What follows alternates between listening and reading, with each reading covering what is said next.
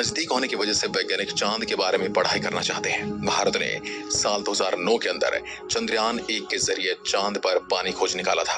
और अगर आपको पता ही है कि किसी भी ऑब्जेक्ट पर अगर पानी खोज लिया जाता है तो वैज्ञानिकों की भी दिलचस्पी उस ऑब्जेक्ट को लेकर बढ़ जाती है। चंद्रयान-1 की सफलता के बाद वैज्ञानिकों ने चंद्रयान-2 को चांद पर उतारने की प्लानिंग बनाई, लेकिन साल 2019 में इसका लैंडर चांद की जमीन पर नहीं उतर पाया।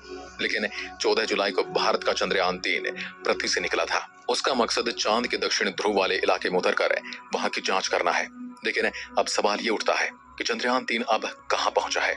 उसका रॉकेट तो पहले ही दिन अलग हो गया था, तो अब ये इतना ज्यादा रफ्तार में कैसे आगे बढ़ रहा है और उसकी स्पीड तो इसरो कंट्रोल कैसे कर रहा है।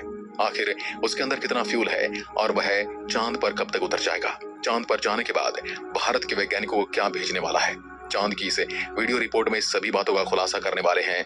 आप देख रहे हैं फ्यूचर साइंस यूट्यूब चैनल। दोस्तों, जब कोई अंतरिक्ष यान पृथ्वी से निकलकर किसी दूसरी दुनिया की ओर अपना रास्ता तय करता है तो वह सीधा अपने लक्ष्य तक नहीं जा सकता, क्योंकि पहले ही वो अंडाकार कक्षा में पृथ्वी की परिक्रमा करता है। इस प्रकार 5-6 राउंड काटकर वह पृथ्वी से धीरे धीरे दूर चला जाता है। चंद्रयान-3 के साथ भी ऐसा ही किया गया है। चंद्रयान-3 पृथ्वी के चारों ओर अंडाकार राउंड काटता हुआ चंद्रमा के नजदीक जा रहा है। करीब 6 राउंड काटकर यह पृथ्वी के ऑर्बिट से बाहर निकल जाएगा।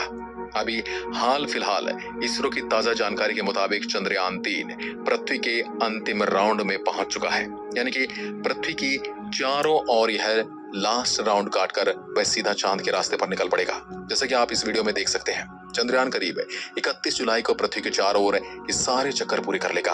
अब आप सोच रहे होंगे कि चंद्रयान-3 को चांद पर भेजने के लिए बनाया, तो फिर से पृथ्वी के चारों ओर इसे क्यों घुमाया जा रहा है, सीधा ही चांद पर क्यों नहीं भेज दिया जाता। तो दोस्तों, इसका सीधा सा जवाब है कि चंद्रयान-3 को पृथ्वी के गुरुत्वाकर्षण बल से निकालना बहुत जरूरी है।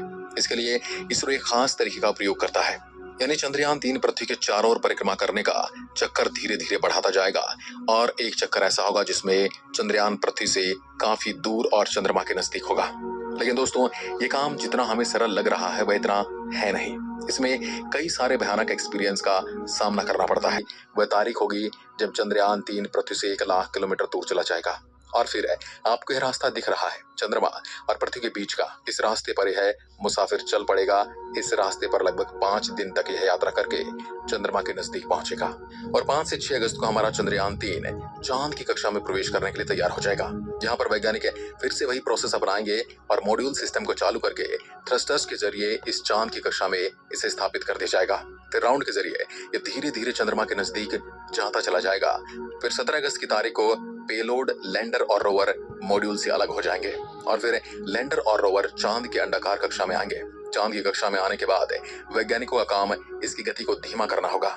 इसके लिए चंद्रयान-3 में लगे हुए थ्रस्ट को इसकी गति की उल्टी दिशा में चलाया जाएगा और 23 अगस्त को दिन आएगा जब यह मुसाफिर चांद की उस रहस्यमय जगह पर उतर जाएगा।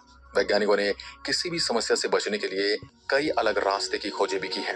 लैंडर और रोवर को पहले से कहीं ज्यादा मजबूत बनाया गया है, जिसमें चंद्रयान-2 जैसी किसी भी गलती के बारे में बचा जा सके। और यह तो आपको पता ही है कि भारत में इससे पहले 2 चंद्रयान चांद पर भेजे जा चुके हैं। ये